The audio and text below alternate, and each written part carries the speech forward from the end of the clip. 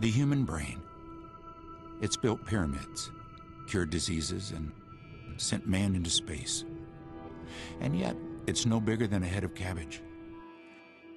At its best, there seems to be no problem too big for the human brain to solve, unless that brain is malnourished during development. Then its potential is reduced by as much as 25%. Add the effects of hunger, disease, and a general lack of education, and that brain has been forever stunted, as has its owner. Proving that there is a connection between food, nutrition, health, and IQ is the objective of the St Lucia Project. Our guest, Bud Philbrook, is a nonprofit entrepreneur, co-founder with his wife of Global Volunteers, which is celebrating its 30th anniversary. It is an honor to have a pioneer in the world of volunteerism. Welcome, Bud. Well, thank you very much. Can you tell us more about the St Lucia Project?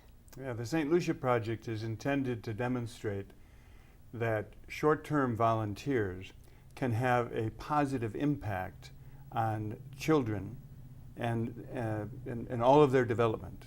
It's very interesting. At birth, 87% of a newborn's metabolic energy is going toward its brain development. Even at a year, it's still 60%. So think about that. These are vital times. Those first 1,000 days between conception and the second birthday, if pregnant women and the children receive sufficient food, nutrition, and protection from disease, can have an enormous impact. And what we intend to do is to demonstrate that those children will actually have higher IQs than their older siblings and cousins. That sounds great. Have you started this initiative, or is there a start date for it in the future?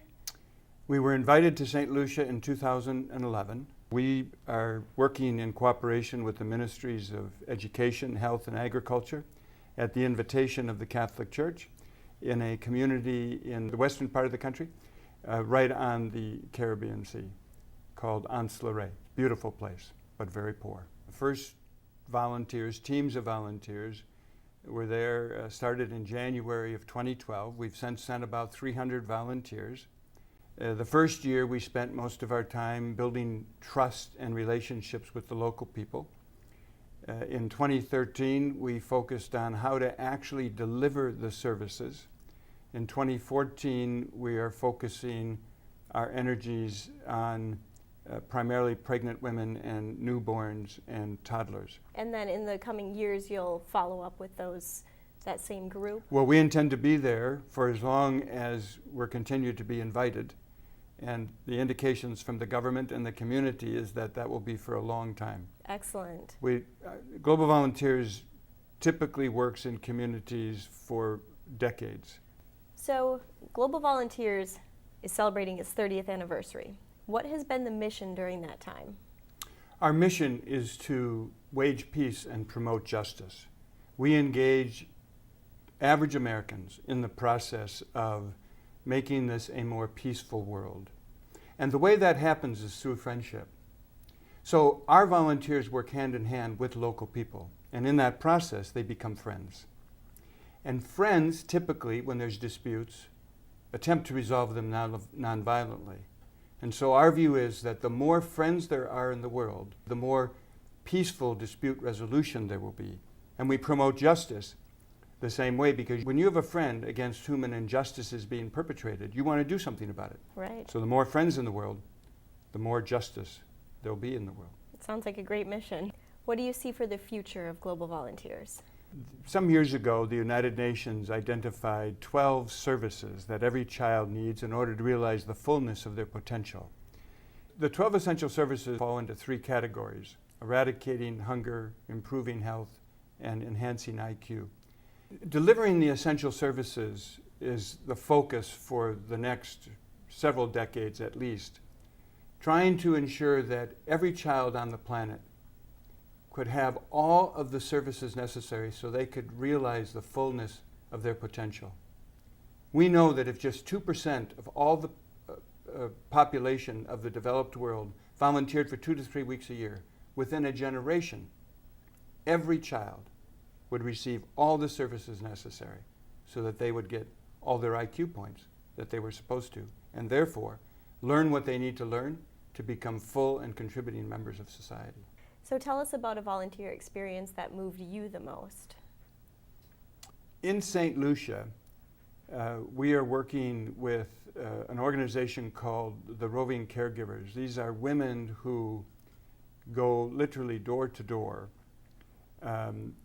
much like a caseworker would, and help new moms learn how to better care for their children. And then when our volunteers are in country, they go along with the caseworkers and meet with and work with the mothers and their children.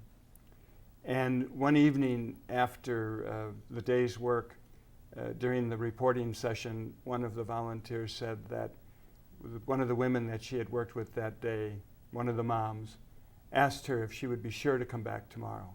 Oh, that's great. Yeah, very, very meaningful to that volunteer. Absolutely. So if people are interested in this project and in learning more information, how can they contact you?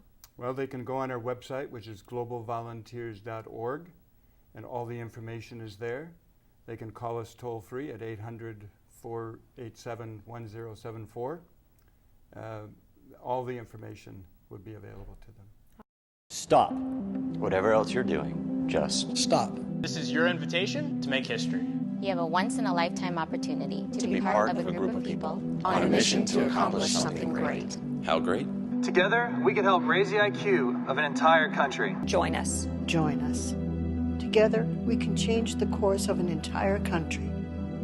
And if we do, the world is next.